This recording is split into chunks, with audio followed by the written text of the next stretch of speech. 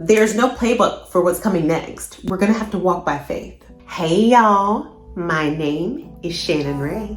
Let's jump right into it because I've got some things on my mind. Usually the way I go about making these videos is I have some type of random thought, expression, or something like that I want to share, and that's very much my personality. There have been a lot of things that have been going on in my spirit and the discussions that I've been having with God. This is going to be a little bit different because I feel like this is just going to be a conversation and a flow. I do still think I have points to share, but it's a little bit different than what I normally do. Have you ever wondered if maybe you called something to yourself, named yourself?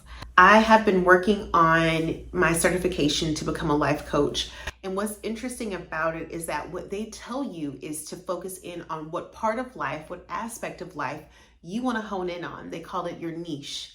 One thing I found myself in constant proximity to were big transitions, big changes. Over the last 3 years, I got married and divorced. Over the last 3 years, I've gotten a promotion and then moved into a totally different job for a brand new company.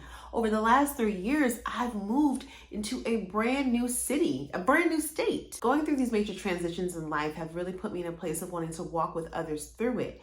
But as I started to kind of brand myself as the transition coach to reach out to others who were experiencing major shifts in their life like I was, I almost wondered if I was calling myself into more transition and more change. Let me explain. I look at everything first through the lens of what it means to be a Christian and what my walk has personally been. My relationship with God is very intimate and very special and unique in my opinion. And one of the things that I have noticed is that what I speak very much so comes into being, which is the same for us all. It's a biblical principle. So when I start to identify with something, when I start to call something as a part of what I do or who I am, I have to be really cognizant, really careful about what I'm inviting into my world. Change, while it can be incredibly beautiful and exciting and feel like a promise come to fruition, it can also have its difficulties and its challenges, its setbacks. It can speak to old trauma. It can kick up some of your old insecurities. It can really put you in a place to have to really hone in on what God said and what the promise was and who you are. I've been feeling in my spirit, especially as we've been going into this brand new year, that something is coming. Something is calling me into a place where I can't even really make plans right now. I can't say what I'm gonna do past a certain time frame in the year because I know I have this awareness that something on the other side is going to look so different, that I'm not yet in a place of wisdom. I'm not in a place yet of full vision, of full clarity to be able to make plans on the other side of that time frame. Oddly enough, it doesn't make me nervous what's coming in the next season. It doesn't make me fearful or afraid, but it does make me pause. Like I said, I couldn't make plans for certain things past a certain time. I'm having trouble foreseeing the end of the year. I'm having trouble seeing a little further down the road because God is making a shift. He's turning things for my good and for your good. I don't believe that this is just a me thing. I don't believe that I'm the only one who is pausing for a bit before they fully rush into all that is to come this year, because we need further instruction. As I was talking to God about that, wondering about what would be my best next step, because that's really all we need is our next step. God said a very simple word for me: prepare. Now that might seem like it don't make sense, right? Because how can you prepare for, okay, something that you don't know is coming, all right? And I did ask God that. Hey God, if I don't know what's coming, if I'm not 100% sure, all I know for sure is that it's going to be good, very, very good. If I don't know what's coming, how do I prepare for it?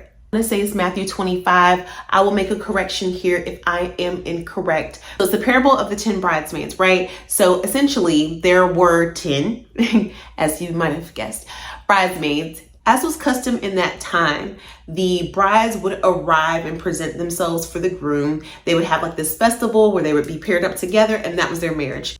10 bridesmaids went out in the night to meet their grooms. They were carrying these lamps, these lights, so that they not only light their paths as they were going through whatever this area was to get to where the festival was going to be to meet up. They needed these lamps as a sign, like, not only can I see, but I'm also prepared. I'm ready to be your wife. Let's do the thing. You know what I'm saying? There were 5 who were so well prepared that they brought extra oil so they wouldn't have to turn back and miss out on their opportunity. They were prepared for the long haul, not knowing the exact time in which their blessing was going to show up. There were 5 other bridesmaids who only brought the lamp for the time that they expected that they would have to walk through.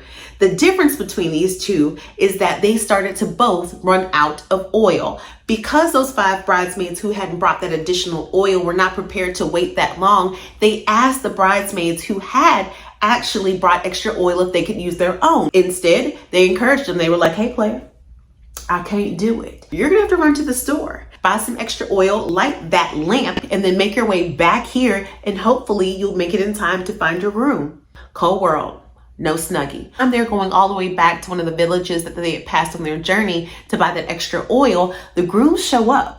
They go and they collect the bridesmaids that are there and they're ready. They go and they go into the festival. The doors are locked. In that festival, they are celebrating, they are there, they are enjoying their feast. Those 5 bridesmaids who did not have enough oil show up at the door. They are knocking. Hey, it's me, baby. Don't leave me out. Open the door. And you know what they say to those 5 bridesmaids who weren't prepared? I don't know you.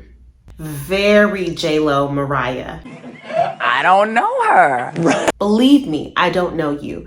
You must keep watch, because you don't know the day nor the hour of my return. Those women missed out on a blessing they had been waiting their whole life for because they weren't prepared. Even though I don't know exactly what it is I'm preparing for, there have been signs, there have been clues, there have been things that I've been working on that should speak to the revelation of what's on the other side of this season. There's no playbook for what's coming next. We're gonna have to walk by faith. Get your house in order. Period. I'm sorry. I don't believe that we're walking into a season that will allow us much of a ramp up. I don't believe that we're walking into a season we can meet any other way than ready. Suddenly is what I keep hearing about that season. So as we're preparing, we need to get our house in order. Those finances together. Is this the time to spend or to save? Should we have our bank accounts right? If you are working on a business or you're preparing for a launch, do you have everything in order? Is your LLC correct? Do you have the paperwork for your EIN? Are you ready to open up a bank account for business? Do you have a credit card for your business? Do you have the proper paperwork for your business? Has everything been switched over to the right address? Do you need a PO box? Do you need an accountant? You need to be thinking about all of the different things that you will need. Make sure you're getting your house in order. If you know that you're looking to have blessings in certain areas and you need to save, maybe you don't need to get new furniture right now. Maybe you don't need to go on that trip right now. Maybe you don't need to use up your PTO right now. Maybe you don't need to buy a new car right now. Whatever it is that you are feeling, that you might need to hold on to, prepare that space now. I don't care if you don't have clients yet. You don't wait until you get clients to be ready to receive them. If you feel like this is the year that you're about to walk into meeting your spouse, cut off those people who don't matter. Cut off the things that are going to keep you separated. You have to be sure that you're ready. You have to be sure that you're ready to receive the blessings that God is going to give you, because I guarantee they're going to be bigger than what you expected, because that is how our God likes to show up for us. Going to blow your mind, but be ready, because even when it's good, it's still going to rock your world, and you got to be prepared to be anchored, prepare for the shaking, because even good things, because of a bit of trauma, when they come into the world, that blessing comes at a cost. There's a cost to the oil. Be sure that you're putting in the work now, so that when it comes, you're not trying to play catch up and you're not mishandling what you have. This season is going to require you to partner with God in a way that you never have before. This is a brand new experience for you. This time that's coming is something that you have never seen before. This is your birth. This is your graduation. This is your celebration. To be prepared for that, you have to get flexible. You have to have some dexterity in the fact that what's coming towards you as you're walking down this journey in this path is going to feel a bit unexpected. It's endurance-based. It's faith-based. So you have to keep going. Your home is ready. Your health, your body, your fitness is ready. You are ready to run this race in a brand new way, in a way that you've never done before. Prophesy over your season. Prophesy the goodness and the grace. Prophesy the things that you know that your brain will need, your body will need, your spirit will need. Prophesy over your future network and connections. Prophesy over your new job space. Prophesy over your new home. Prophesy over your new spouse. Prophesy over all of the brand new opportunities that are coming your way. Speak life into them. And when they show up, be ready to meet them. Speak life and abundance and joy and discernment to see what's for you and what's not, to understand the difference between good and God. Prophesy over what's coming. God is doing a new thing. If you felt yourself being unable to engage with or fully connect with where you are now, it's because your spirit is already in preparation. I pray to God that everyone this touches is met with more blessings, more peace, more joy, more belly laughs than they ever have seen before in any other season, and that carries you through the rest of your life.